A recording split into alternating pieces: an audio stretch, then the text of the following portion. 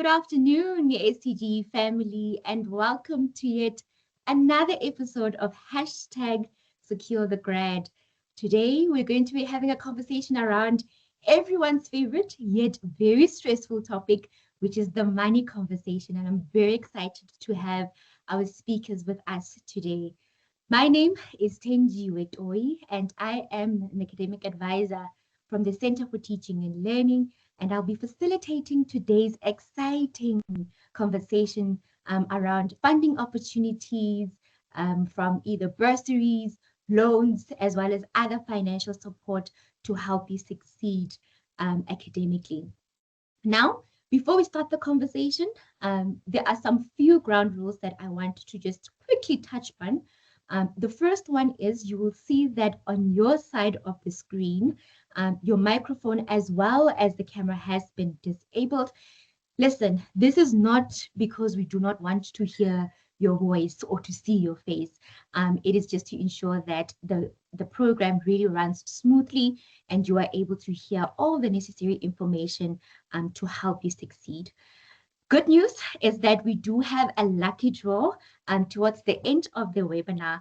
And in order for you to stand a chance to be selected as our lucky winner, you would need to join the session using your full name and your surname so that you can be selected. So if you haven't done so, I do encourage you to quickly run out and join in again with your full name and your surname.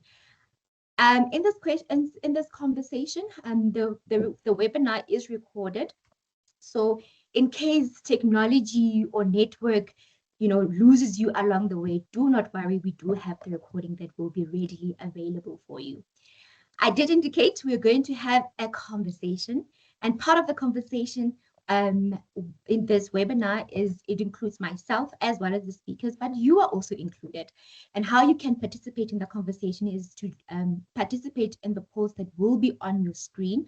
You will see that as the poll pop up on your screen, there will be a question as well as different options that really answers the question best. So please do select one of the options and click on the submit button. We have incredible speakers that are joining us this afternoon. I'm very excited, and I just want to quickly rush through the different speakers, and I will also give them the opportunity to introduce themselves. Today with us, we have David, who is the Postgraduate Funding Officer at the Center for Graduate Support with us, as well as Sharon, who is the Cluster Manager from Study Trust, here to tell us a little bit more about the funding opportunities that are available.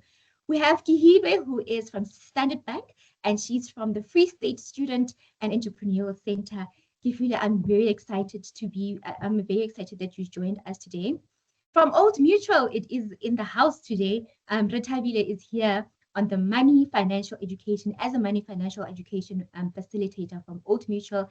And then last but not least, we have Isabel from Fundi, and she will be here to tell us about the different opportunities that students can take advantage of.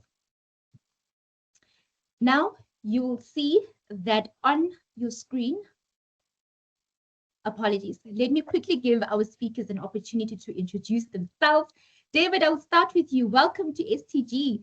Please tell us a little bit about who you are and what does your role entail as the postgraduate funding funding officer at the Center for Graduate Support. Welcome.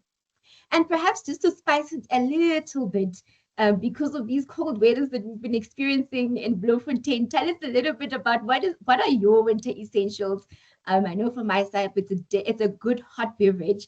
For you, what are your winter essentials that are helping you survive these cold weathers in Bloemfontein, rather in the Free State? Thank you so much, Tenjiwe. Greetings to you and our audience. My name is David Macheo, and I form part of the funding portfolio at the Center for Graduate Support. So what I basically do is I assist with the administration of postgraduate funding opportunities. Winter is winter. We don't get used to it. I think, like yourself, I'm one with tea and just keeping warm. Thank you, David. Looking Thank forward to you. our conversation. A hot beverage really saves the day, so I completely agree with you. I'm really looking forward to the conversation. Sharon, Yeah. welcome to STG. Please introduce yourself and tell us what does your role entail as the cluster manager at Student or at Study Trust? Your microphone is There we are. muted. Sorry, There we I go. almost forgot to unmute. Thank you. Thank you, Tenjiwe.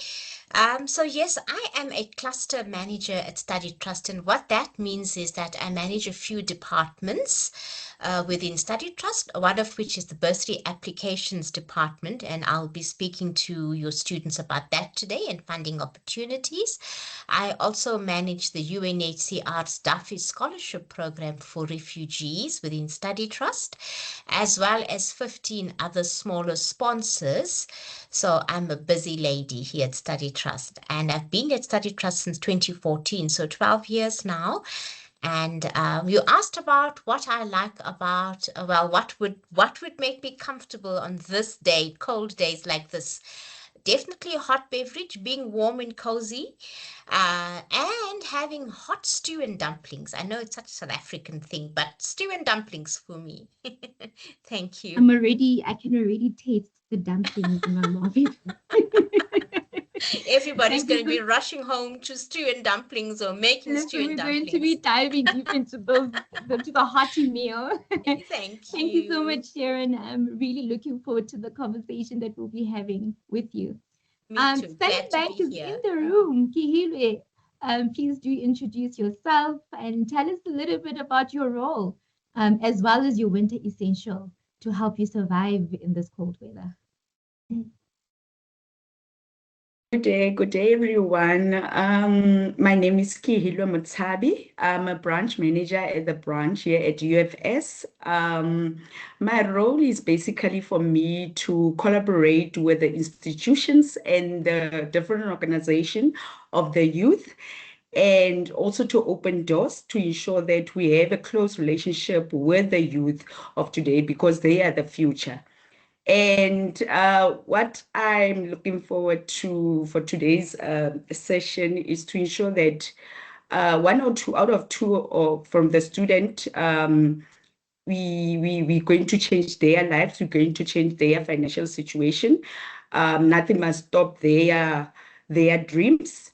And also this winter, one of the things that I love, I'm looking forward to, is a hearty meat, like you said, a hearty meat and hot bath.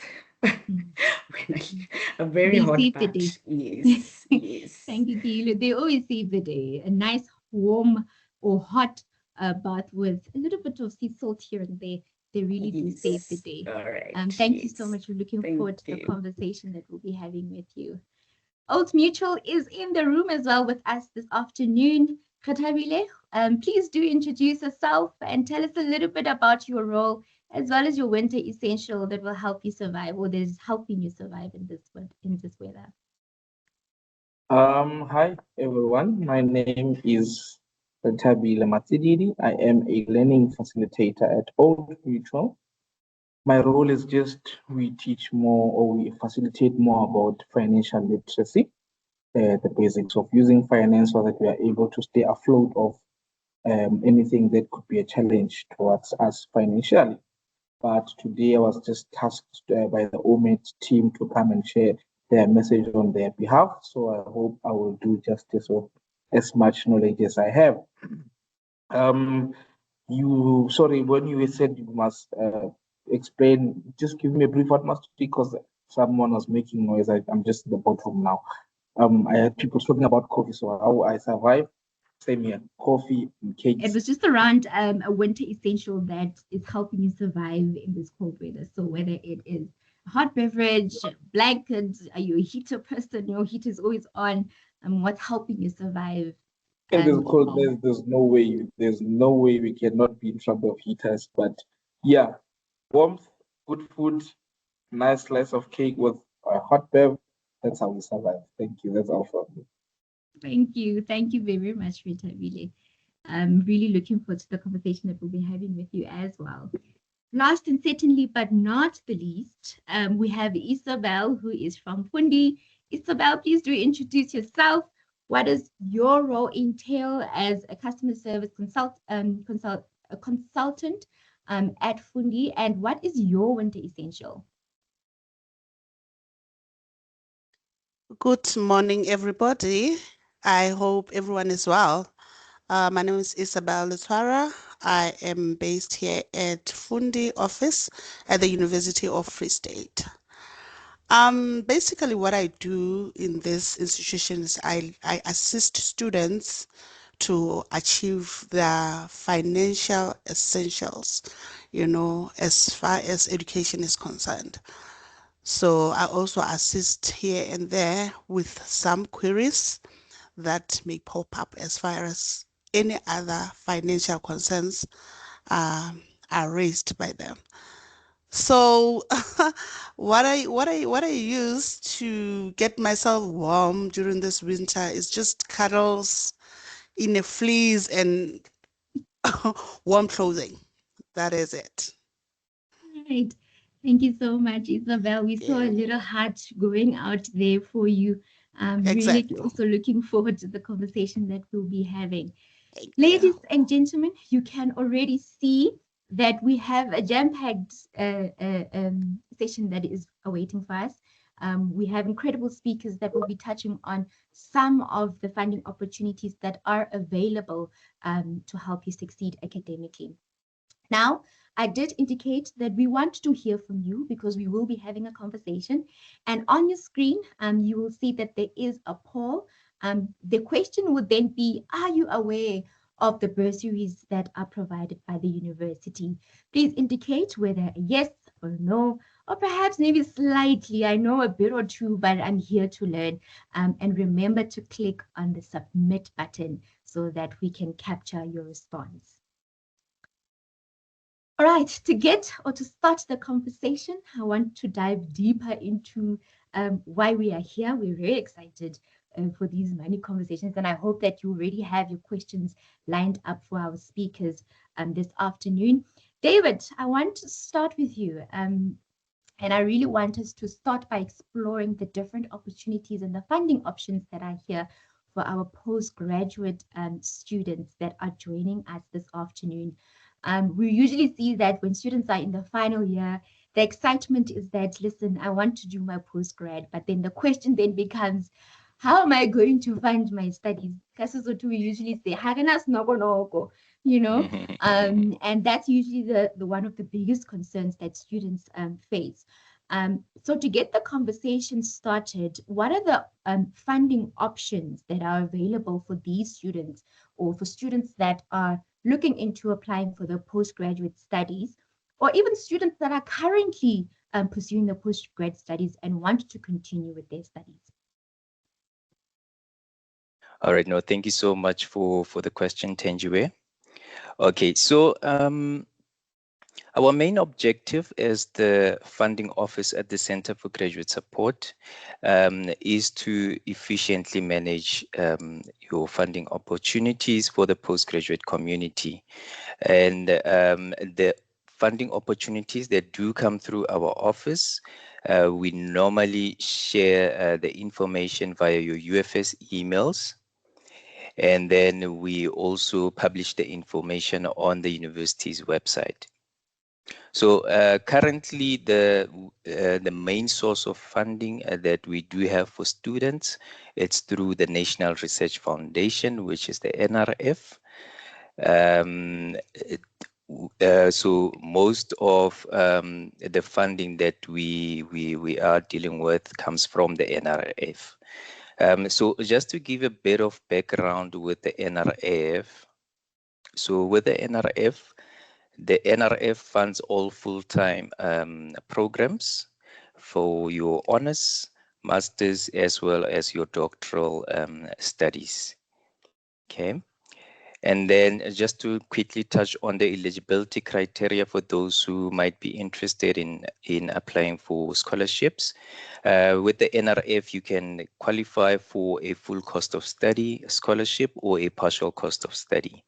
For the full cost of study, you must be an exceptional achiever with an average of 75% and above, or you must be a financially needy student who was previously funded by NSFAS with an average of 65% and above. Okay, then alternatively, you can be eligible for the partial cost of study with a minimum of 65%. And then very important, you must be a South African citizen or a permanent resident to be eligible for the honors scholarships with the NRF. And then with the master's and doctoral scholarships, the same rule applies.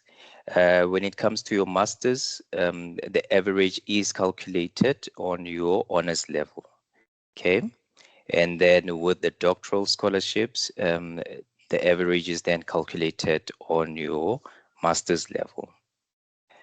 Okay, then just quickly, in terms of the values of the scholarships, so the full cost of study for honors is 171,000, the masters 190,000, and then your doctoral scholarship is about 195,000. And then those are the partial cost amounts. And then if you are receiving the full cost of study, you will also receive a once-off electronic device allowance with 10,000 rand. Okay. And then just on the period of support, the NRF will fund you for a year, 1 year for your honors, and then 2 years for your masters, and 3 years for doctoral studies. And then if you are a NRF beneficiary and you see that you're not going to complete in time, you can apply for an extension support from 6 months to 12 months. Okay, then we also do encourage students to apply for as many opportunities as possible because funding is limited. These are some of the websites that our students can visit just to check for some external funding opportunities. Back to you, Tenjiwe. Thanks, David. I think it's very encouraging to even see that there is an opportunity for our students to pursue their postgraduate studies. And usually the goal is to make it and get the approval from the bursary. But I want to just quickly touch on and just to build on the requirements that you have provided. Usually with students, now that you have received the funding, it's all fun and games, right? But there are conditions that students need to consider. And with those conditions, I just want to just briefly touch on from the opportunities that, of the opportunity that you just touched on, what are the conditions and what then happens if a student does not meet those conditions that provided by the bursary? Okay, definitely. Thank you so much, Tenjiwe. Okay, some of the conditions, more specifically with the NRF, one is the bursary holder must obtain the degree for which they are funded. That's very important. And then secondly, the bursary or the scholarship cannot be held concurrently with other sponsorships. So this is also very important. The university and the sponsors are very strict when coming to double dipping. So you must just make sure that you understand the conditions of your sponsorship. Okay, then lastly, the bursary holder may not hold contractual or permanent employment. So this is specifically with the NRF. The NRF does not allow for their beneficiaries to be employed. So they will only allow you to be employed for a maximum of 12 hours a week. And then failure to adhere to the conditions of the bursaries can result in your bursary being cancelled and reversed, and you will be held liable to pay any of the payments that are reversed and the outstanding fees. Interesting. For the students that are interested in then trying or applying for NRF, what are the closing dates that students need to be aware of? And perhaps as they make the application or trying to submit the applications, should they have any questions, how do they then reach out to the Center for Graduate Support? Okay, so the applications for your honors scholarships for the 2027 academic year are currently open. You've got the general scholarship, and then there's also the Sarao scholarship. So the Sarao scholarship, just to note, it's for students who intend on doing an honors degree in astrophysics, astronomy, physics, and computer sciences. So if you don't fall within that group, please do not apply for the Sarao scholarship because your application will be rejected. And then the closing date for that is actually tomorrow, the 14th of August. And then for the rest of the group, they can apply for the general scholarship, which closes on the 23rd of November this year. And then if you wish to do or undergo a financial means test, you must submit your application by tomorrow to allow the NRF to do the financial means test. Sure. David, so the students that are joining us this afternoon are in luck because they can still quickly submit in those applications just on time. And for the students that would want to get a hold of the Center for Graduate Support, please just quickly provide us with all the details so that they can reach out for support. Okay, so for any inquiries, they are welcome to visit us. We are at the Johannesburg building. It's next to the Faculty of Law in office number 10, dealing with honors funding. And then my colleagues, I have Ms. Mpole Kwekwe, who is in office number 13. She deals with the Sarao scholarships. And then Ms. Lindy Boy is in office number 9, and she deals with the master's and doctoral funding. And then the students can also visit our website. That is the link to the website. Thank you so much, David. I'm really encouraged by the opportunities that are available for our students, particularly because we just literally right on time, considering the fact that there are applications that are closing tomorrow. Really Yes. appreciate that. We see the comments are literally coming in. We do love to see the comments and all the questions that you have for our panel members. So please do keep them coming. Just note that we do have a Q&A segment that will be coming towards the end of the webinar. But we do love to see the questions and the comments that you might have coming into the chat. So please, we want to hear from you. Continue. If there are any questions and you forget that you might forget here and there, type them in the chat and we'll note them from our side. Thank you so much, David. Really, really appreciate it. And I hope that our students are going to take advantage of the opportunity that is available currently for them. Now, Thank you. Sharon, I am inviting you into the conversation because I want us to particularly focus on Study Trust. And for the students that might have heard of Study Trust, but not necessarily familiar with Study Trust, please help us to just quickly unpack what exactly is a Study Trust and who benefits from Study Trust. So please help us unpack that for the students that might be quite lost.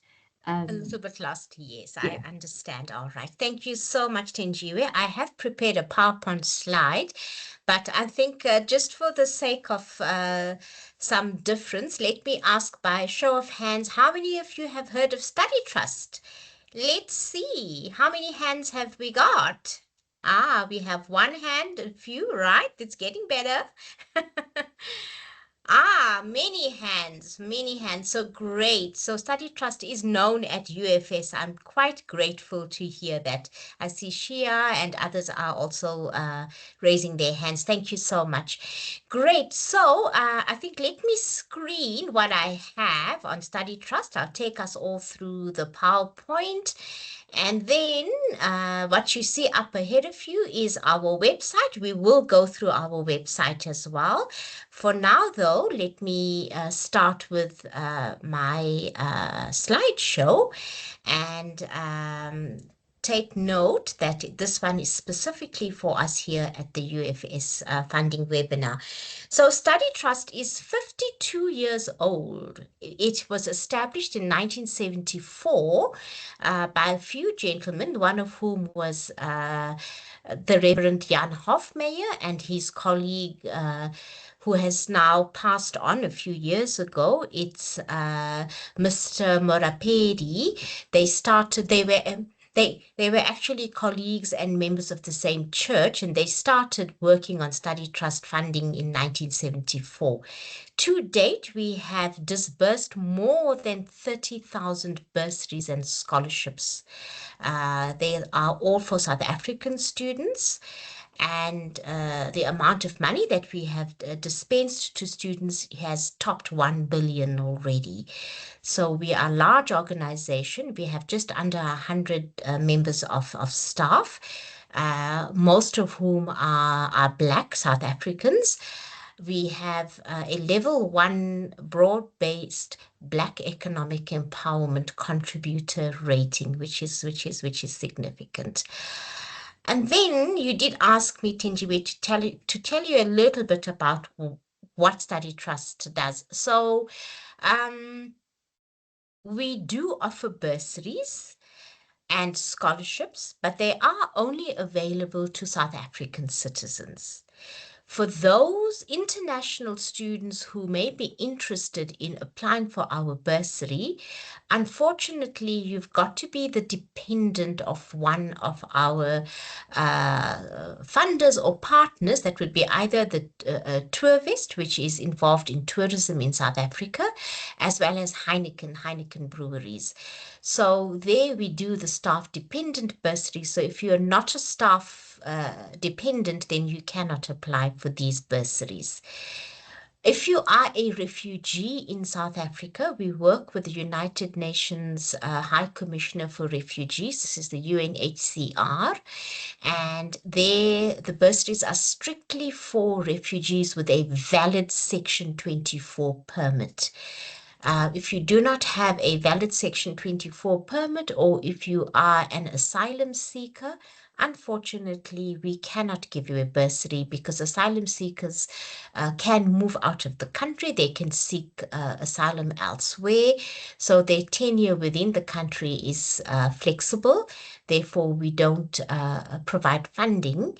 However, if you are studying at any of our public institutions and you are a refugee, you will be entitled to apply for a bursary. The scholarship did close on the 9th of August. So if there are any refugees here currently, unfortunately, you've missed that opportunity. We did close on the 9th. And then bursary applications. So this is quite an important and significant branch, if I could say, or arm of Study Trust, because this is how we survive. You know, we send out a call for applications, and our sponsors have very specific criteria. They have very specific requirements, all of which are listed on our website, which I will share with you shortly.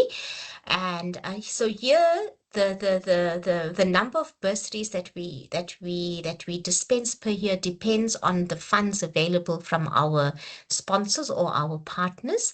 We have bursaries for undergraduate students But for postgraduate students, it's mostly honors degrees and diplomas.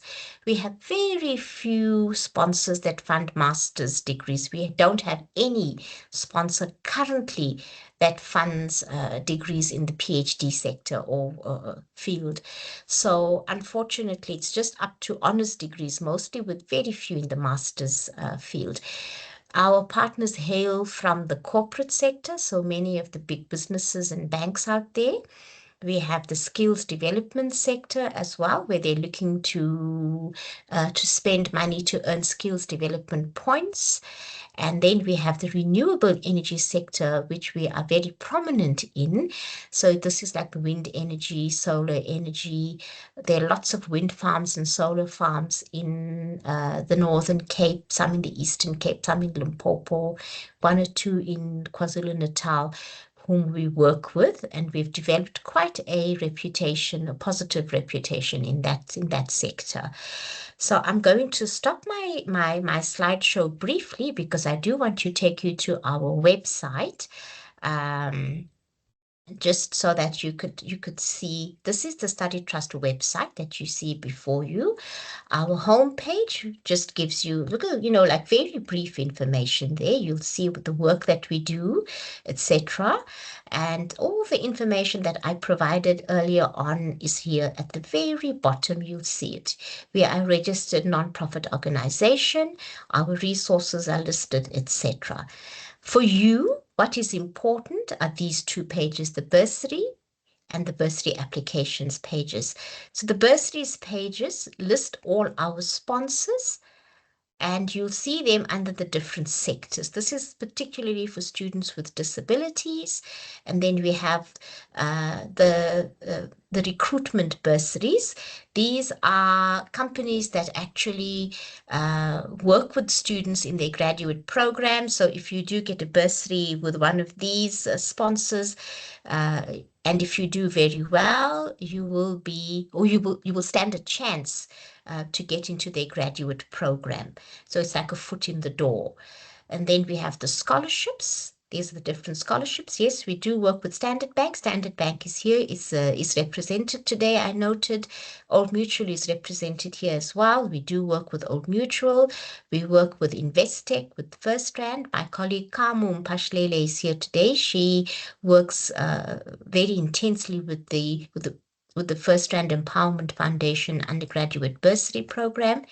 Then these are all the skills development bursary partners that we have. And these are some of the renewable energy or community trust bursaries. They aren't all listed. There are several more of them. And then, of course, here's the Daffy Scholarship Program that is supported by the United Nations. Then this is what is important for you, the bursary applications page. This is going to be probably most significant for you. We opened bursary applications on the 1st of June this year, and they close on the 30th of September, as was on my slide earlier on. You'll see that here. I do urge you to read information, please. Take note that our bursaries are never for sale and that we do not work through intermediaries or external organizations. We manage all our bursaries, okay? So if somebody's trying to sell you a bursary or tell you that they can do your application for you, please take note that we are very POPI compliant. We don't infringe on your rights. And when you do apply for a bursary, you are required to sign a POPI declaration. Very easy. It's a tick box exercise and a little online signature.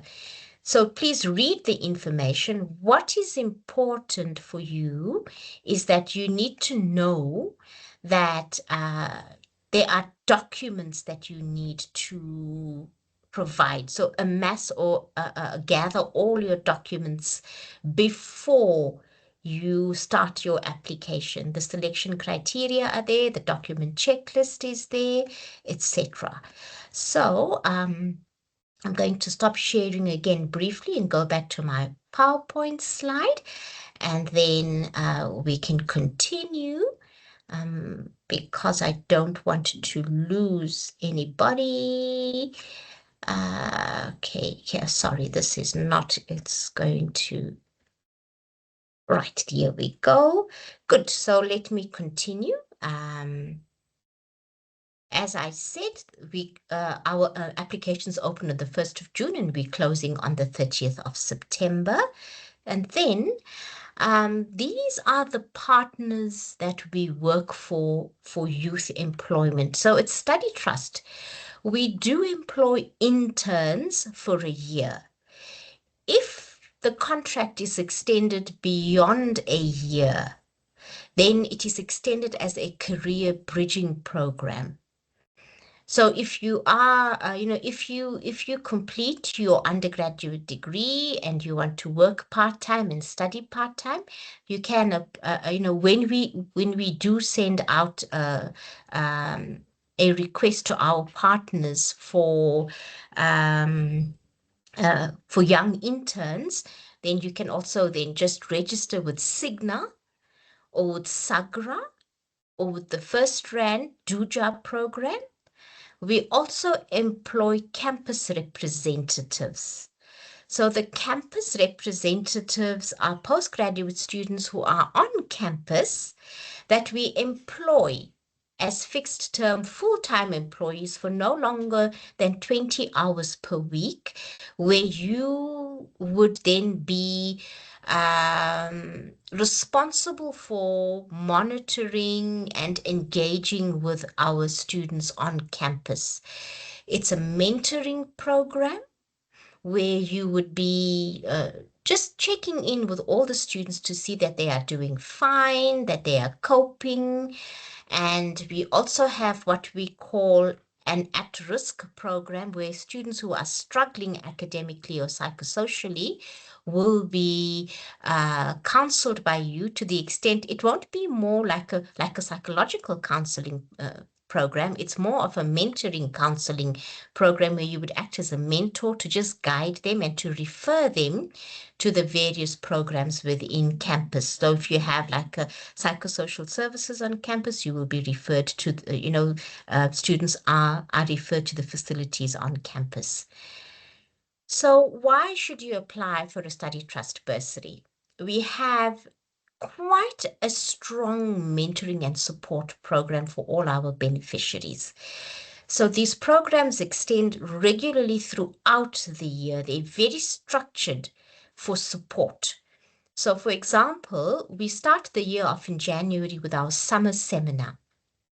And the summer seminar is structured for new students, whether you're in second or third year, but they're mostly for the first years, because it works as a kind of like an orientation workshop.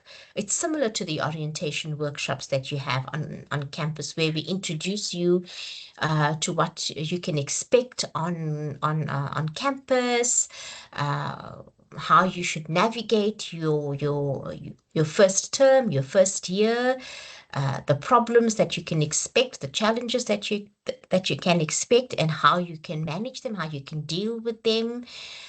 So that's the summer seminar. Then we have the welcoming workshops where we go to an in-person event at the main campuses.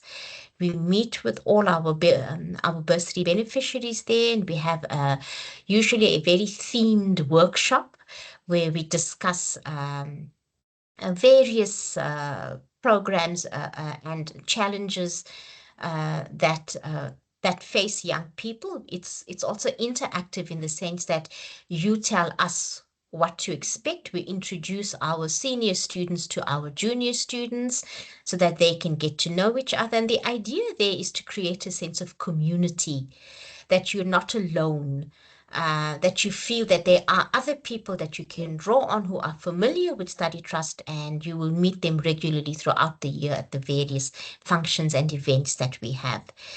In March or April, just after your first tests, we have what we call our first semester mentoring conversations. And then this is geared to help you with those challenges that you encounter during the first semester. Usually it's the settling in, the failing, not understanding how to actually manage your workload, etc. So we have those mentoring conversations with you where individual senior staff members go out and we meet with our students for 30 minutes. And then that is followed by the winter seminar in June or July, where we invite you to a camp, the same as we do with the summer seminar. You come out to Gauteng and you stay at a camp, which is very smart. It's not tense, and you aren't going camping. Although camping would have been nice, but you're not going camping. You will be in a facility that is actually very nicely structured. And we have what we call facilitated programs done by outside facilitators whom we partner with to give you some kind of encouraging support, to introduce you to other skills that are out there in the world. It's not just about academic programming, it's also about soft skills and how to navigate the world out there. These programs are for first years, second years, third years, and final years together. So they are different programs. So we also have what we call the second semester mentoring conversations in August and September, which happen after your June exams. Again, to just, assist you with any of the challenges that you've had during your June exams and to help you prepare for your main exams. We have exam prep workshops, we have work readiness and career development programs, of which my colleague Kamu Mpashlele is here. She is the person who manages the work readiness and the career development programs. We also have an online resource called Grad. This is a magazine for students that we distribute throughout the country on all campuses. I will show you how to access them on our website as a resource. And then when it comes to other sources of funding, so aside from government sources of funding, I see that there is somebody here from, if I'm not mistaken, it's Funza Lushaka. I'm not certain. I thought I heard Fundi, maybe. I might be wrong. But you could also try the Phoenix Bursary. It's a crowdfunding platform that helps South African students settle outstanding university fees. At Study Trust, we don't have many sponsors. In fact, we just have one sponsor currently that considers historical debt. But the sponsor is not a large sponsor. They're quite tiny. They don't have a lot of money to dispense. Every now and again, we do get what we call a money dump. And that is where skills development or a company is looking to earn skills development points, and then they ask us to find students for them. Then we would approach the UFS and other institutions in the country to assist us with finding these students. But generally, we do not fund outstanding or historical debt. And then moving on, so this is the grad where you could find the grad booklet. I'm going to show it to you briefly, and then that will be the end of my presentation. So on this page, you'll see that we have all of these. You look at the student support page, and there are various grad resources here, okay? You'll see that there are a number of them. You can go and visit grad there by just clicking on that. That is this particular type of grad. We have Grad Next, which is for students going to navigate the workspace. There are different Grad Nexts as well. This is for the matriculants. And then you can see there's a whole lot of other resources on a YouTube channel. You can then click on what we have here on our site. And that is it on Study Trust. Back to you, Tenjiwe. Sharon, sure, that was a It was a mouthful. I'm And so we sorry. It's I'm okay. really sorry. It's okay. I hope We you've absorbed. appreciate the information. That's what we are here for. That is what we are here for. And I love how you nicely broke it down for us, and just taking us through the website and where we can actually look for these resources. I Yes. love how you just broke down even the closing dates, as well as the opportunities that are already available that students can take advantage of. So we really, really appreciate it. If there are Thank any you. questions, please do throw them in the chat. We are Yes. definitely going to note them and circle back to our panel members towards the end of the webinar to answer your questions. Thank you so much, Sharon. Really, really appreciate the information that you really shared. I think what stood out for me are the mentorship sessions, particularly because we usually reflect towards the end of the year, and it's very encouraging to Yes. actually reflect during the year. Mm. So that we can see what strategies are working, what's not working, and we can already start implementing Absolutely. new strategies. So I really, really appreciate it. Right. Thank you. Thank you. So you'll see on your site, remember, we are still including you. We want to hear from you as well. On the screen, there is a poll. Remember to select the option that is closest to your answer. And the question is, are you aware of the respective funding closing dates that was touched by our previous presenters? If it's a yes, then please do indicate and select the option yes. If it is a no, I missed it. Or if it's somewhat I quoted but missed it here and there. And please do remember to select the submit button so that we can capture your response. Now, Kihila, I want to rope you into the conversation. I'll be the first to actually admit that I am guilty that every time when I see Standard Bank on campus, the only thing I think of is the withdrawing of the money and depositing the money. So today I'm very excited to hear about the opportunities or the funding opportunities that actually help our students. So let's start unpack really how does Standard Bank assist students that are seeking funding? Okay, Tanjiwe, I just want to share my screen for the presentation that I have. No problem.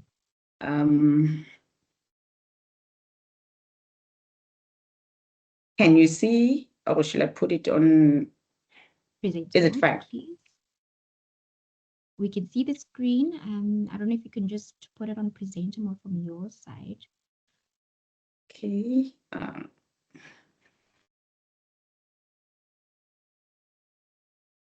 Yeah. There we go. Can you see? Perfect. All Thank you. right. Okay. So with Standard Bank, how we assisting the student, how we working this journey, and why are we here? Why we have a branch here? We do have different opportunity of financial assistance that we offer for the student. One of the big one that it's really assisting our student currently is the student loans. The student loan that we have different type. The one that is a student loan with a surety, that simply means we need someone who's permanently employed, and then or someone who's self-employed with a registered business. And then we have the one where it's part-time students who are working, but they also study. Then they can insure themselves. We don't need a surety for that one. And also we have the one where we call the student loan without surety. Unfortunate with the one where the student loan without surety has been discontinued. And it was one of the student loan that it really assisted the student because of it was mainly focusing on the third year student onwards. So, but due to certain risk and other things, the bank decided that they just discontinued with it. And when it comes to the student loan with surety, we need a person who earns an income of a minimum of income of 3,000. Your surety, like I mentioned, it should be someone who's permanently employed. Minimum income should be 3,000. At least when I saw that the bank decided to give minimum of 3,000 because there's a student who comes here and say that my mom is a domestic worker, will she qualify? We did fund quite a lot of students who their parents are domestic workers, and we're funding everything, which was one of the things that showed that how the bank is really trying to assist and to grow this Africa. And then the funding, we cover for tuition. There's no maximum. we cover up until whatever. And then the accommodation, we cover up to 60,000. There's the maximum. And then the textbooks and equipment up to 20,000. And then how the surety is robbing into this whole thing. The surety will be paying only the interest rate. That's the reason why the bank said minimum should be 3,000 that you are earning. But remember that the bank is also going to check the credit of the student and the surety. We still look into that because remember, at the end of the day, this is a loan and it's part of the legislation. We cannot bypass it. And the interest rate are competitive and personalized. It depends how is your credit rating, how is your behavior when it comes to the interest rate. But there are some preferential for those clients who are banking with us when it comes to the interest rate. And then the student will be asking, when I finish, when do I start paying my student loan? If I drop out, if I finish and I'm not working anymore, how am I going to pay this loan? What the bank does is while you're still studying, remember the surety is paying the interest. So while the surety is paying the interest, when you complete your studies and you graduate, we still give you a grace of 6 months after your graduation before you get employment. If you get employment, you need to come to the bank and inform the bank that you got employment. You need to take over your loan. We remove the surety and we give you the repayment term of up to 120 months, which is 6 years. So when we do that, it's up to a student how his affordability is looking at that moment when they come to us, because we'll be requesting for the payslip, we'll be wanting to do their income and expenses to see if the affordability is there when they start working. But I see majority of the students, when they come and taking over their loan, they take the minimum term, which is 12 months, because they just want to finish with it. And then if the student maybe decides to drop out, it will be the surety who's going to be liable for that. The surety is going to be the one liable for that student loan up until you finish paying that student loan. The process, it's not that difficult. And then when we come to the one of the self, before I get into the requirement, the one of the self-assured, if the student is part-time, he's working and is also studying, minimum income should be 5,000. That's where we're saying that you will be paying it. It's not like you're not going to be paying interest only, like the one with the surety. Remember, that is a full-time student. You are working, you're also studying. So you'll be paying the interest along with the capital. So you'll be paying off your loan. But it will depend on your affordability, the term, how much you'll be able to pay every month. And with that one, we only give tuition. And then the textbook and study equipment is up to 20,000 per annum. We don't offer accommodation for the ones that are that are doing part-time, that are employed and also studying at the same time. So we don't offer the accommodation like the full-time student. So when it comes to the requirement, we need, for the full-time student, like I said, we need someone who's working permanently. We need their income and expenses, which there's a template, we do have it. We want the latest payslip of the surety, 3 months. We want their proof of address. We want, if the surety is not banking with Standard Bank, we want 3 months bank statement and a 3 months payslip. And then for the student, we're gonna need their proof of registration, the proof of cost of tuition, if he's studying, is applying for tuition, accommodation, and books and equipment. Remember, you can only apply only for tuition. You can only apply for accommodation only, provided that you have registered. It's not a must that you need to apply for all the for the things that you need. It depends on your need at the moment. And then we also going to need your academic record to see how you've been doing on your studies. And then both the surety and the student, their pay slips. Same goes with the one who's doing part-time. We need the same things like the ones with the thingy. It's just that that one will be doing everything on his or her own. The only thing we will need a 3 months bank statement if he's not banking with us. And also the other thing is Some of the student, their parents are self-employed. We do assist that. If they are self-employed, the business is fully registered. The business is a bank account. They have an accountant. We will assist with that. The surety, we're gonna need the letter of their drawings. They are IT 334B. They know the business people, what is that? And then also we're gonna need their business bank statement. And also we're gonna need a letter from the accountant to state their drawings, how much they're getting. And then the rest is the same for all of them. It's just that whether one of the self-employed, we're gonna need those documents that I mentioned for the self-employed. And then to the part of historic fees, I heard the lady of Study Trust said they don't have a lot of partners or funders for that. With our student loan, we do assist for historic fees. We fund historic fees that up to 80K, 80,000. This only includes tuition. However, the student must be studying for the current year as well.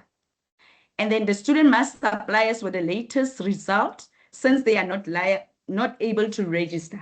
So it's not like as much as we're saying that you need to give us a proof of registration, we will accept the latest result if you can give us the proof of registration, because we understand you can't register until you settle your historic fees. If the student cannot provide you with the latest result, we can use the latest registration document, which is, let's say for this year, you want to apply for your historic fees, we can take the proof of registration of last year. If you can't give us the latest result because of, I know you're at UFS, if you have, you can't get them.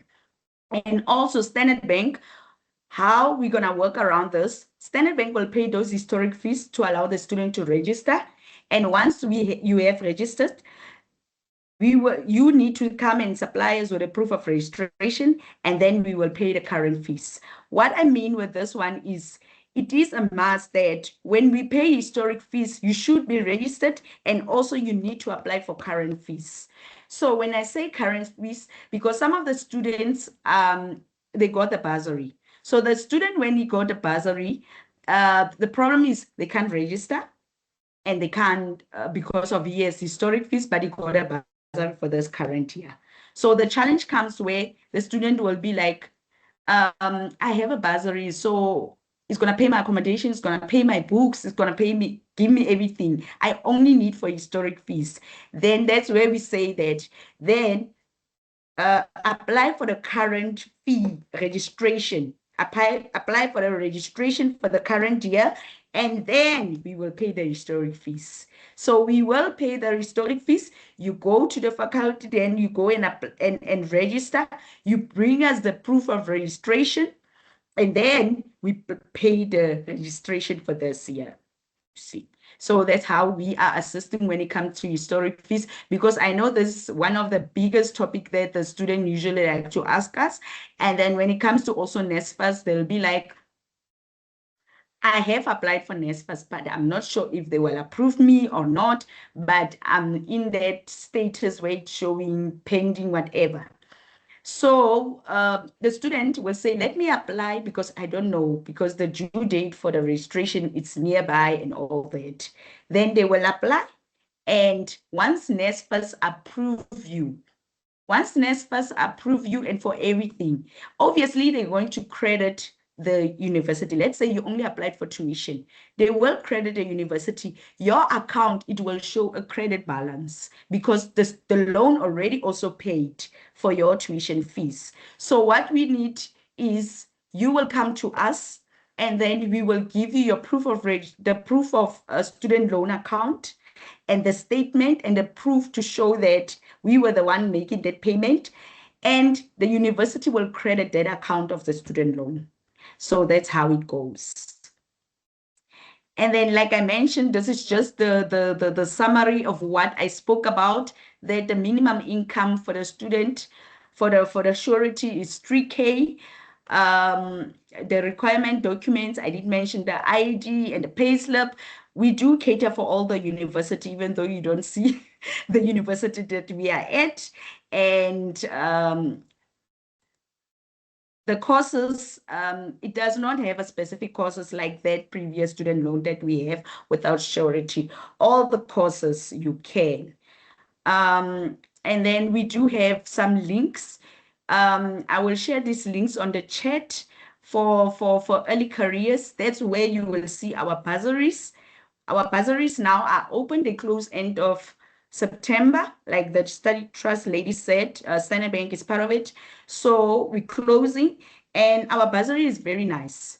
Very nice. They offer so many nice things. We offer full tuition cost, textbooks, accommodation, also medical aid and allowance and laptop. And like Study Trust said, they do mentoring and psychological support. So for that, early careers, that's where you will see the learnership, you will see the graduate program, you will see the bursaries, and then also I will share the link of the student loans where you will get it. That's it for me. Thank you. Sure. Thank you, Gihirwe. If you are part of our audience this afternoon and you're not taking those notes, you are missing out on this information. Thank you so much for breaking it down so nicely for us.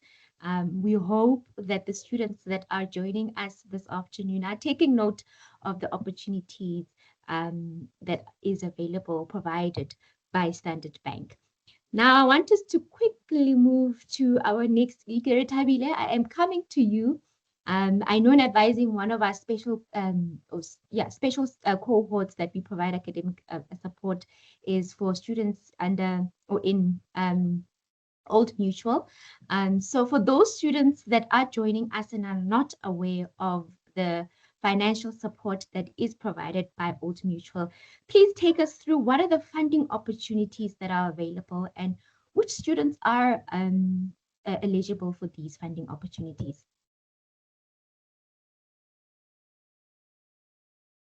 Okay. I just wanna. I think you can just please stop sharing. Sorry, Tabile, because we can still see your screen. There we go. Perfect. Thank you. You can go ahead, Tabile.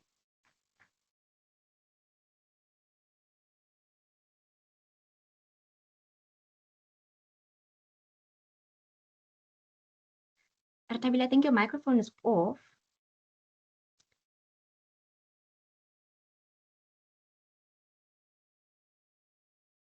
Sorry for that, guys. Sorry. Okay. That. There you go.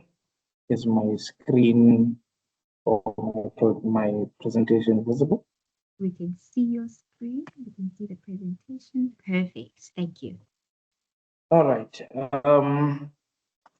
I'm here on behalf of OMED. OMED is known as Old Mutual Education Trust, which is aiming to empower generations for financial prosperity. So what is OMED? OMED, Old Mutual Education Trust, is a partial bursary and a student support program which was established in 2005 through the Triple BEE initiative between Old Mutual and 10 partner trade unions.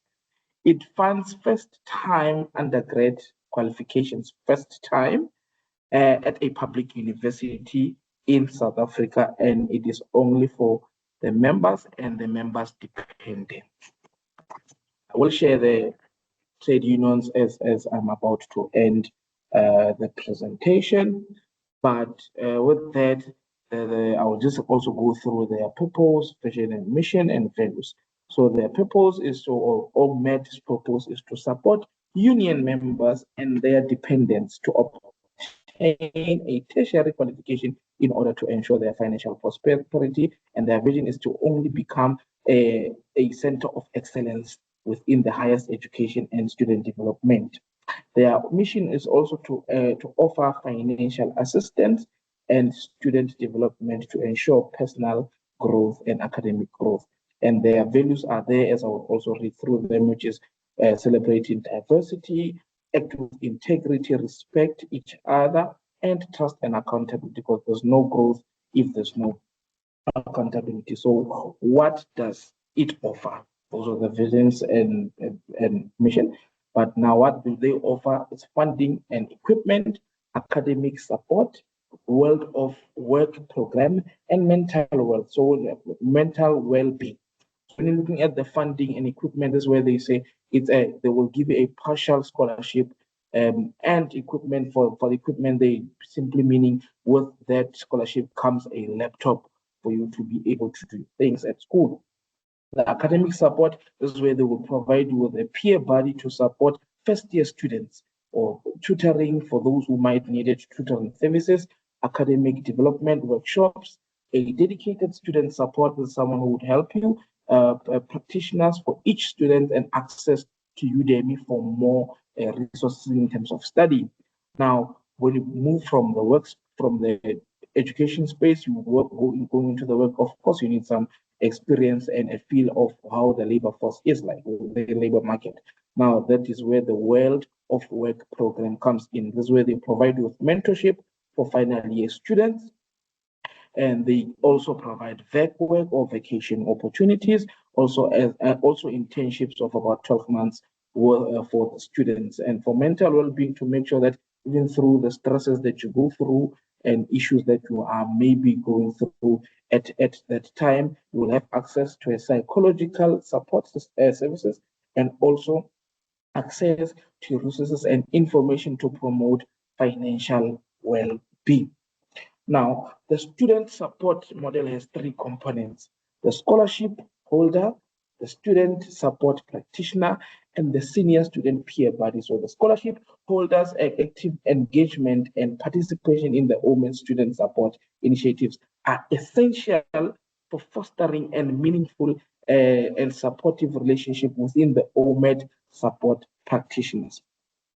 The student support practitioner is someone who is there to help you, to advise, to guide, and to hold you accountable for making good decisions and making sure that whatever that you went to school for, you to acquire. And also have the senior student peer buddy. Is someone who is on campus to support first year scholarship holders. A peer buddy is a senior OMED scholarship holder who have voluntarily also assumed the role of leadership to say, I have been here, so how do I help those who come after me? Now, here are the four components of the world. Like I said, moving from campus going into the workforce. Now, we do have the world of work program. It has four components: mentorship, internship, VEC work, and in-service training. Mentorship simply focuses particularly on final year students, whereby they guide you into conduct and postgraduate opportunities, and how to move to live around, and how to make sure that you do succeed. So they do those mentorship programs to make sure that everyone is able to act accordingly into the workspace. Internship also, this is the program that aims to offer OMED unemployment. Remember, the OMED is the partnership between Old Mutual and the 10 trade unions to offer OMED unemployed graduates a 12 months work opportunity, enabling them to acquire valuable experience that will enhance their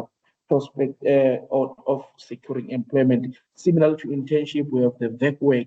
This is now more focused on just giving you a feeling. It's not really time related as the internship, but it's similar to say they would now place you into a space where you would be working and understanding the working environment which you might be working in. Also, we have the in-service training. So these are the four components of the world of work to prepare you for the work that you'll be doing after graduation. So who can apply after all that has been said?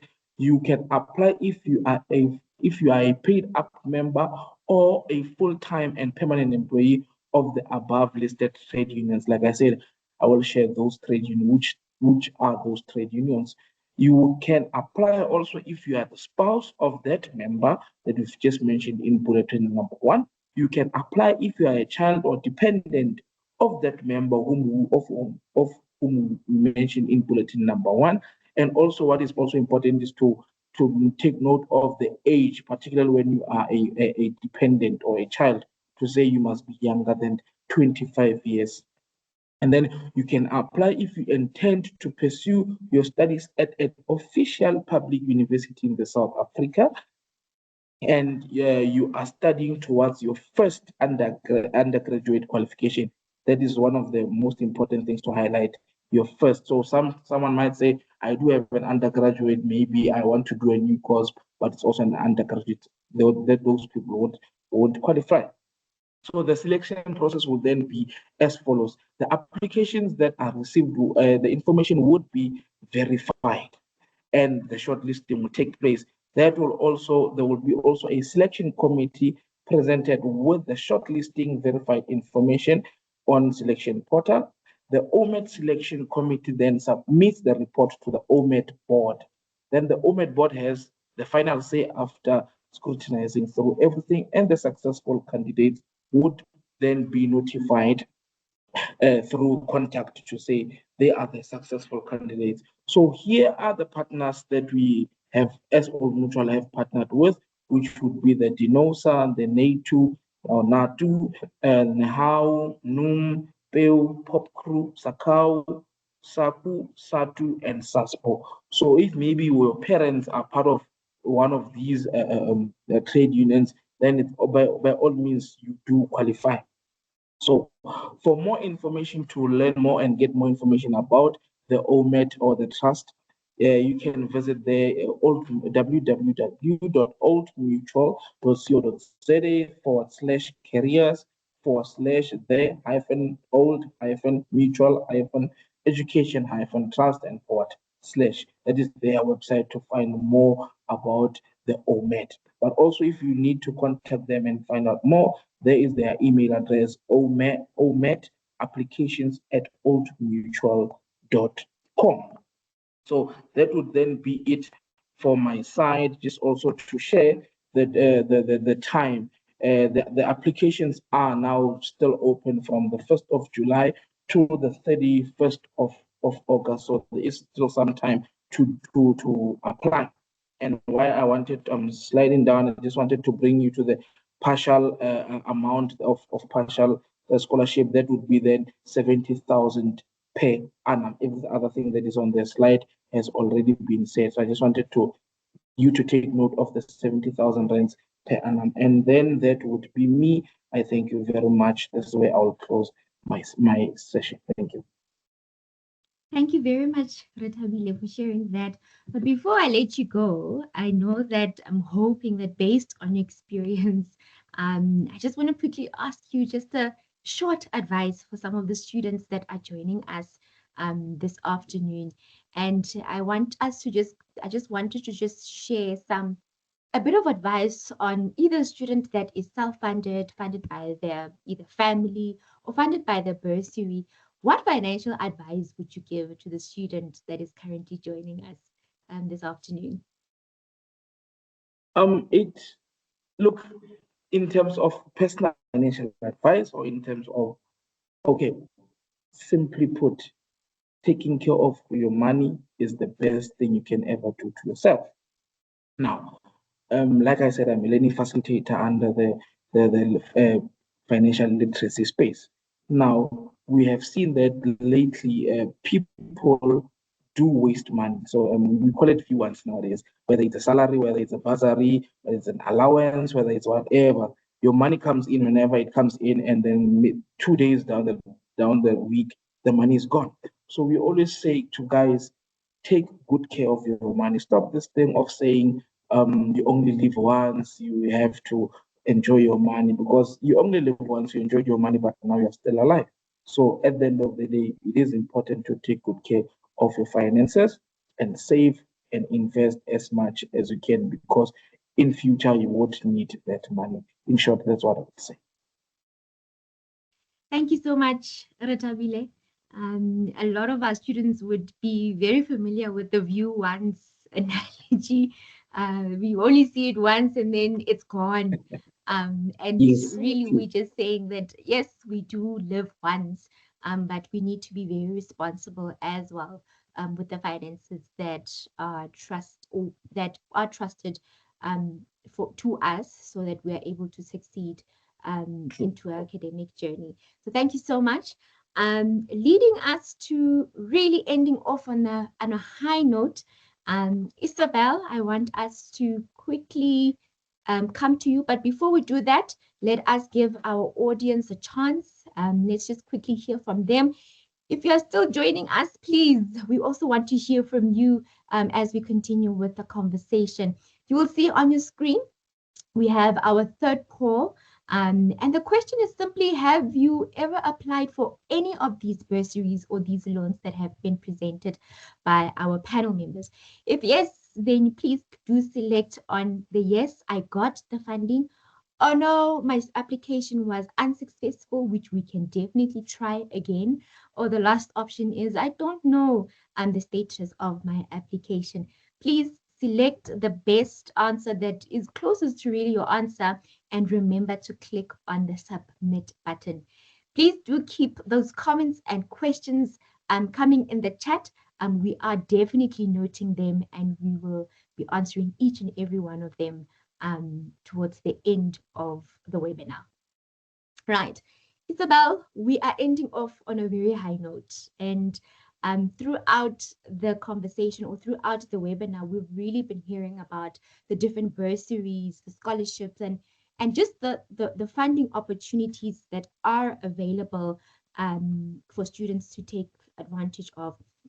And now coming to you, what is Fundi for the students that are joining us this afternoon and really wondering? I wanted you to please unpack for us what exactly is Fundi, and how does Fundi support students in terms of their funding?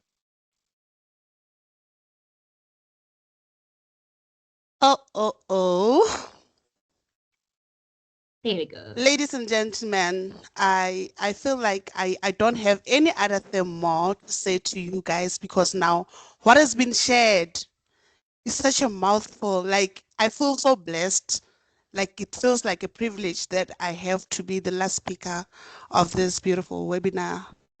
I have learned myself a lot. Like, I am taking a lot from this. And I wish after this session, we can have a link or somewhere where we can, have it stored so that we can be able to give this kind of information to our students. I don't know, technology is technology with me. Is the camera still on? Because now if I have to share this thing, it's coming with my screen. I don't know. The camera's still on. We can definitely still see you. Yeah. Because it's coming with my screen.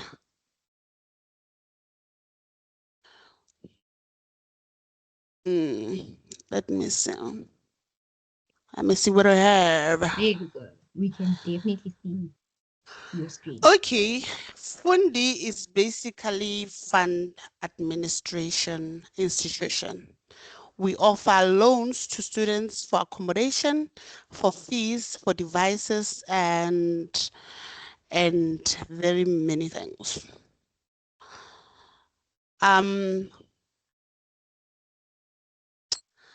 It depends basically on what the student is needing that we are going to assist. It's tuition, registration, study material, laptops, accommodation, like you can name them all. When a student comes to our office, they should be knowing exactly what is it that they want to apply for. So that is how we fund their students.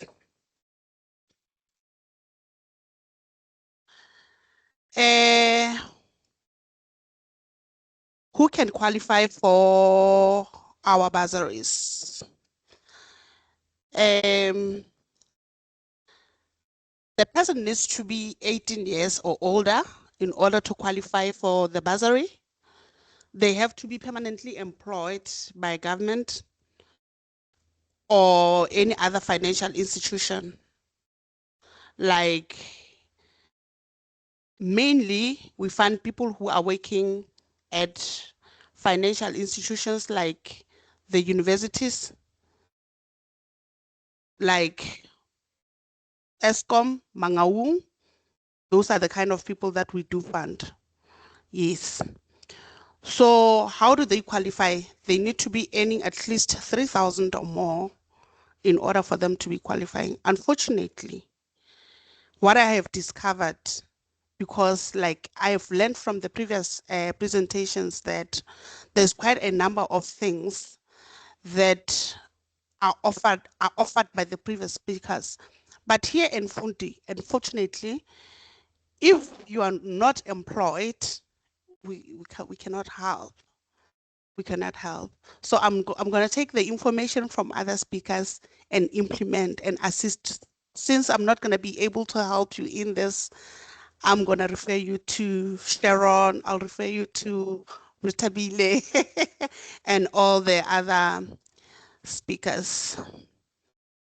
The other thing that I wanted to let you know and share with you guys is that I have discovered that most people, they mislead Fundi to NSFAS. They think we are NSFAS because they come to our office and inquire all other questions about NSFAS. We are not NSFAS. We do fund administration for NSFAS and all other bursaries in the University of Free State. So yes, we do have answers, some of the answers, but we cannot have full answers to some of the questions that students come here and inquire. So what we do is we pay bursaries. It's not just the loans that we offer for all those things that I've previously mentioned, but we also do payments for all these bursaries in the universities. So we do fund administration. I think that's about it about Fundi. But I will be ready to answer any other question from the audience. Thank you very much. Thanks, Isabella. And I love the fact that you actually just gave us, you know, what exactly do you do? Because we find a lot of students also coming and said, I have an issue or an inquiry about NSFAS, and then I want Fundi to come and help me with that.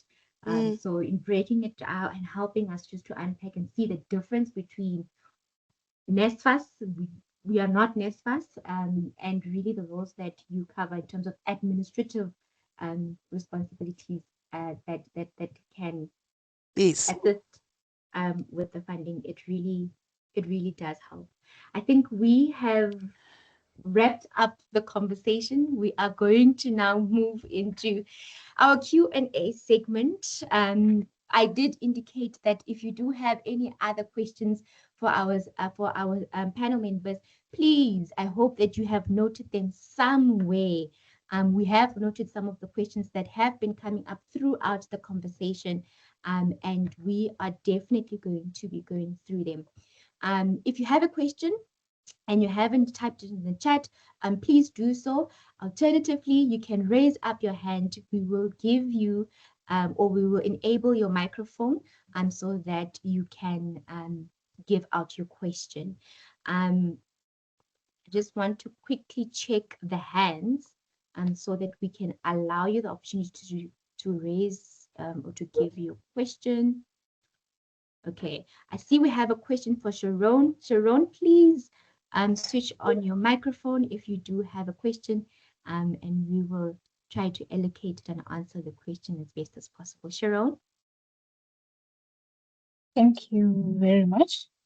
Good afternoon, everybody. I am an international student currently doing my research studies here at UFS. I'm on a nursing program that was lasting for 6 months, and apparently I realized that the time is almost running out, and I'm not yet done with my research. So my question was, are there any funding opportunities for international students?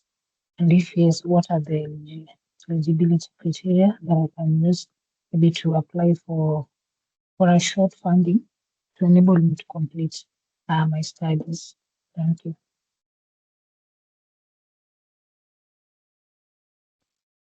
Thank you so much, Sharon. We will throw the question to any of our panel members.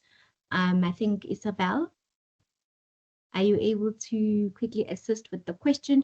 And the student is asking, are there any opportunities or funding opportunities, particularly for international students? Tenjue, what I've seen is that most of the bursaries here in South Africa are mainly, like even the previous speakers, they are mainly for South African students, if you have discovered, because they are South African bursaries. But we at Fundi, if you do have someone who's employed in government or employed in any corporate, say maybe you yourself are employed by the university, for instance, or are employed in Mangaung, then we can be able to assist you even if you are from outside the country. But it's a loan. Okay. Right. I see, Sharon, your hand is up. Would you want to add anything to what Isabel Yes. had provided? Thank you so much. So, Sharon, you can apply for the MasterCard Foundation bursary. You can also look up the Rhodes Foundation. There are one or two other scholarships that do fund international students. So if you do a thorough search online, you will find. For now, I can just list the two: the MasterCard Foundation, as well as the Rhodes Scholarship. And I'm so sorry I did not include that in my PowerPoint presentation. All right. Thank you so much. David, would you want to add anything before we move to the next question? Yes, thank you so much, Tenjue. Yes, I also just wanted to add that the National Research Foundation, the NRF, does fund international students on master's and doctoral level. However, the applications have closed for 2027, so they can look to apply for 2028 next year. Thank you. Great stuff. Thank you so much. We have another hand that is up. Zet Matlakana. You should remember we did indicate that you need to enter with your full name and surname. So already you are disqualified for being one of our lucky winners, unfortunately. But please do go ahead and ask your question. Your microphone has been enabled. Okay, thank you so much for the opportunity. My apologies for joining late. I only noticed now the response. It went to my spam emails. So I was waiting for so long, to get the link to the webinar. So I just joined late. My apologies for that. Can you please include me in? I wish that I win because I'm so much desperate for this funding. My name is We are Zama. happy to have you. We are happy to have you to finally join us. We will definitely see, but we are not promising anything, right? But I'm so glad that we were able to catch us while we're still having the conversation. You may go ahead and ask the question. Thank you so much. I'm a PhD under Faculty of Humanities. It's my first year. So I wanted to find out the opportunities of bursaries for me. Yes, I am employed for government, and I know my opportunities are limited, but I am desperately in need of funding for my PhD. Thank you. So I don't know the eligibility criteria, or the previous speakers has said something, but I'm not sure if there was anything that was said by the students who are employed by government. Thank you. Thank you so much. Our panel members did touch on some of the opportunities for PhD students. David, would you want to quickly tackle that for us, please? All right, thank you, Tenjue. Okay, so unfortunately with the NRF, as I indicated in terms of the conditions of the bursaries, you are not allowed to be employed. So they won't be able to apply for the NRF scholarships. However, they can maybe visit the website, your ZA bursaries, your EduPstes, and maybe your career-wise. I will share the links in the chat box. So maybe you can check those websites to see if you can find anything there. Thank you. Thank you so much. Is there any? I see a hand from Isabel. You may go ahead. Like I said, Fundi does offer loans to government employees. So if you are a student and you need for us to pay your fees or whatever needs that you may have, you can come. I will explain all the details if maybe you did not understand anything here at the bridge. So yes, we do offer funding for government employees, students. Thank you. Thank you, Isabel. I see we have more hands that are coming up. Salome, you are up. Please go ahead. Your microphone has been enabled.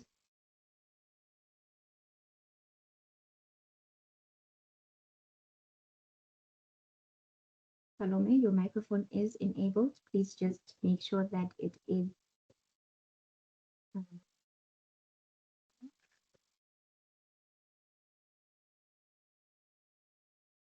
Okay. I see that, Salome, there are some challenges that. Okay, perfect. You are typing the questions. Nombumelelo, please go ahead. Your microphone has been enabled.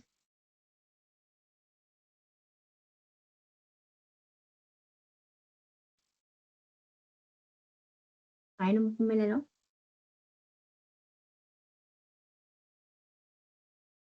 Okay, Kiriboni, your microphone has also been enabled. Please go ahead.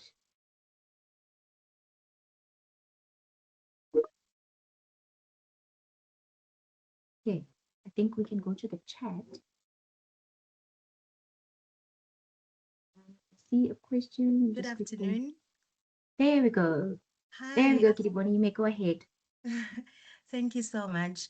My name is Kiriboni. I'm 43 years old, first year's Bachelor of Social Sciences student at UFS. I'm self-funded this year. I decided to go back to school, but I've noticed that in terms of bursaries, people over 40 do not have a lot of opportunities.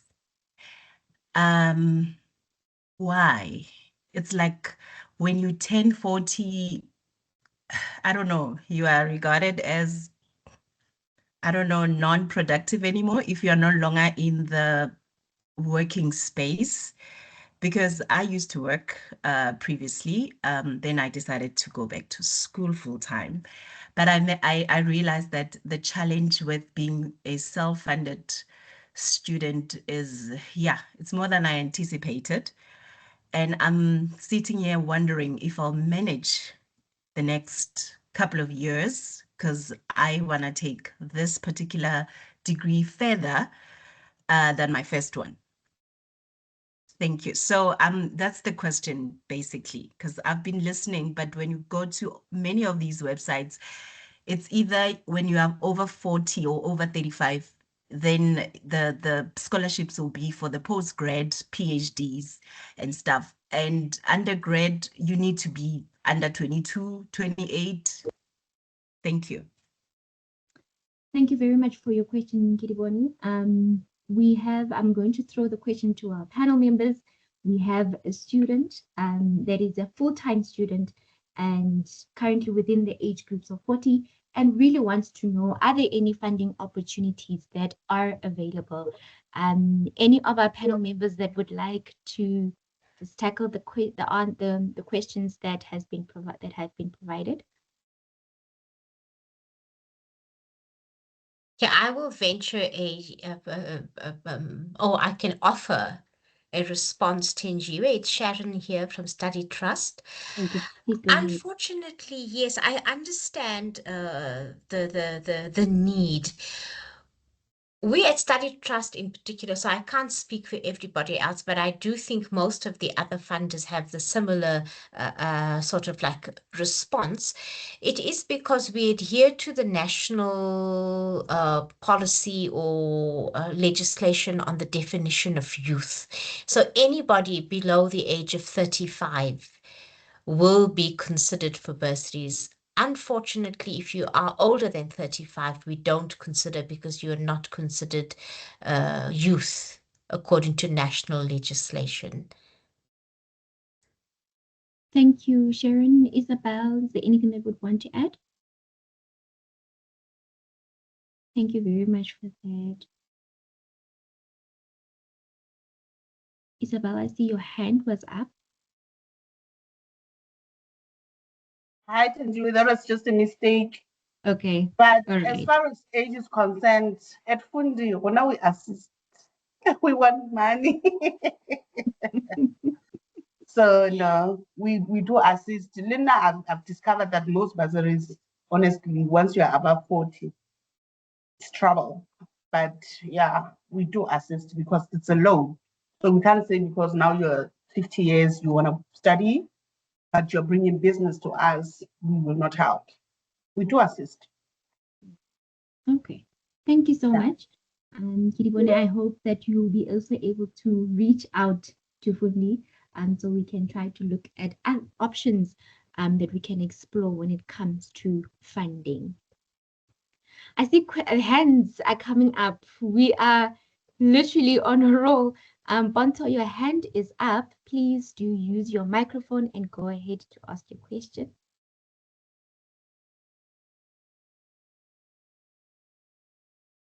Okay, I see Bonto.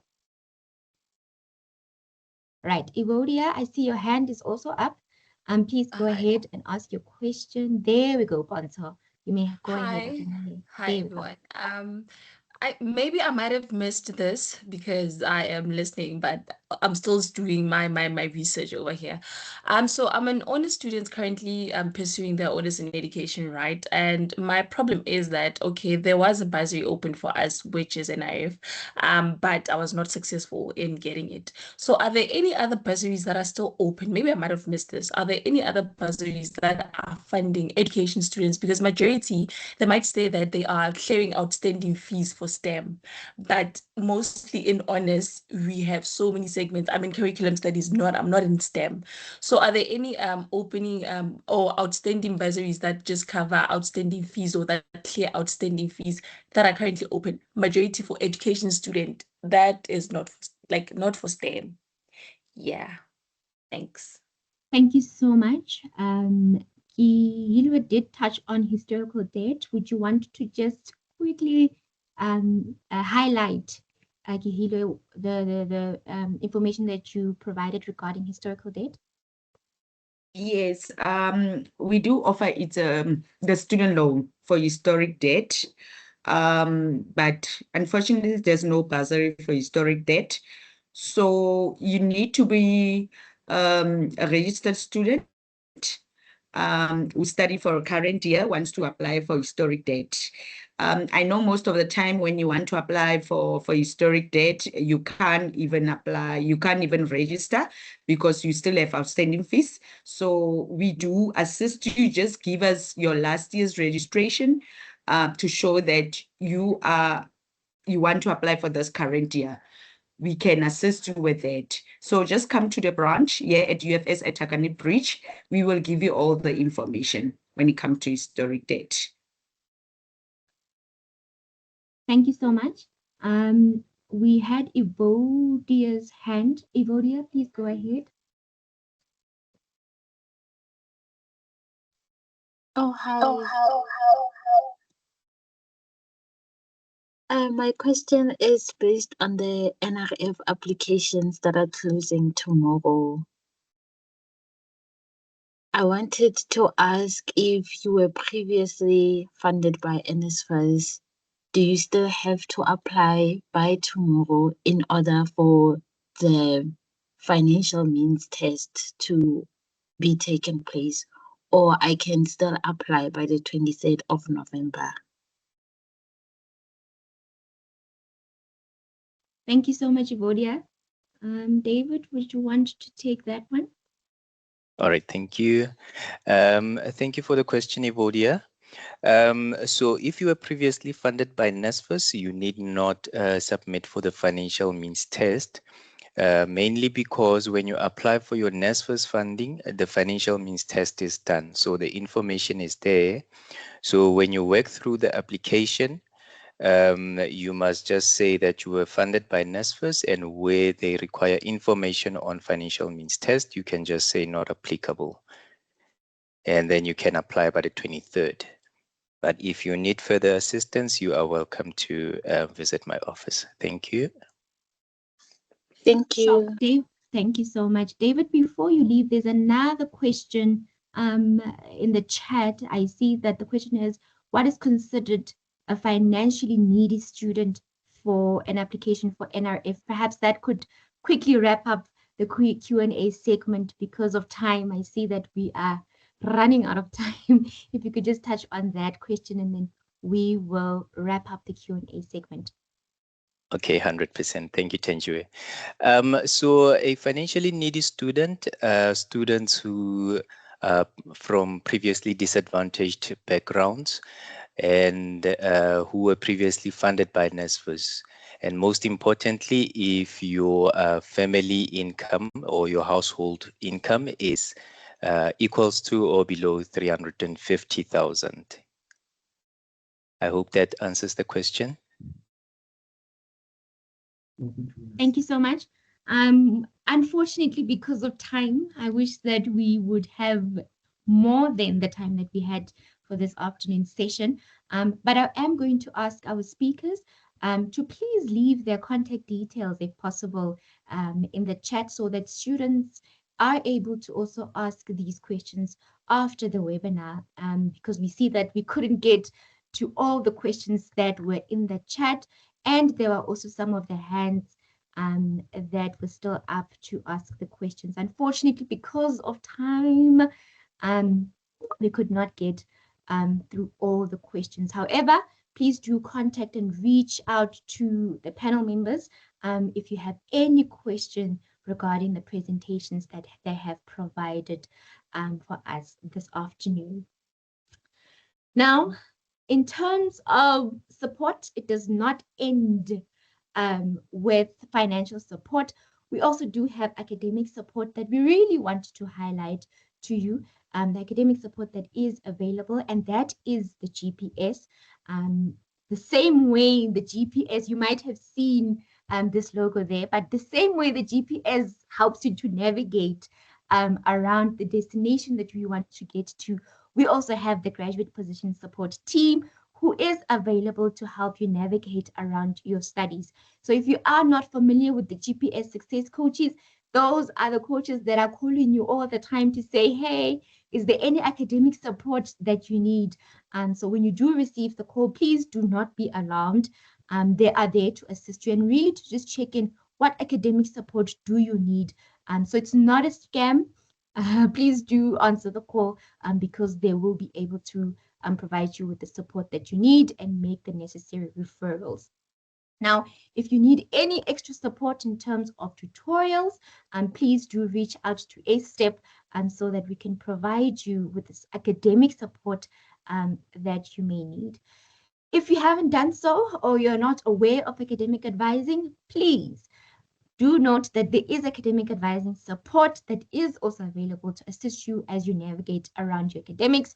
If you're not sure how to contact academic advising for Bloemfontein campus students, you may email advising@ufs.ac.za. For Qwaqwa campus students, you may email advisingqq@ufs.ac.za. And for our South Campus students that are joining us this afternoon, you may send an email to advisingsc@ufs.ac.za.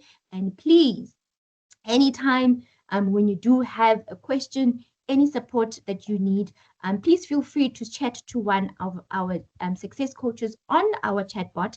And the WhatsApp number is 087-240-6370. And we do have a Facebook. We are on the socials. Please, you will see that one of our team members, while we were having the conversation in the chat, did indicate that we do have a social media page that is up and running. Please do engage with us, and that is @SecureTheGrad on Instagram. We also do have a YouTube channel. Like our content creators would say, please do like, comment, share, as well as subscribe to our channel. And that is where you also find the recordings of the webinars that we'll be hosting. But lastly, to wrap up the conversation, we also want to hear your final thoughts now that we're wrapping up. Please do fill in your give in your thoughts by completing the evaluation that is on the screen.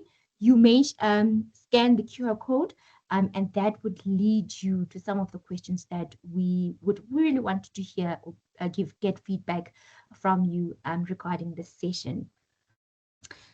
And just like that, we have come to the end of our webinar. Our sincere thank you to our speakers for really sharing their knowledge, their experiences, the practical tips that you've given us, and some of the funding opportunities that are available to our students. And to each and every student that have joined us this afternoon, thank you.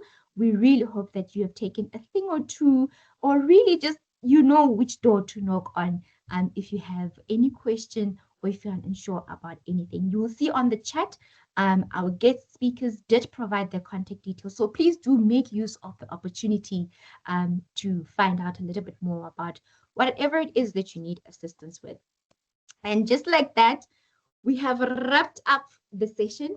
We really wish you all the best with your studies. Please do take care, and we wish you a productive semester ahead. Take care.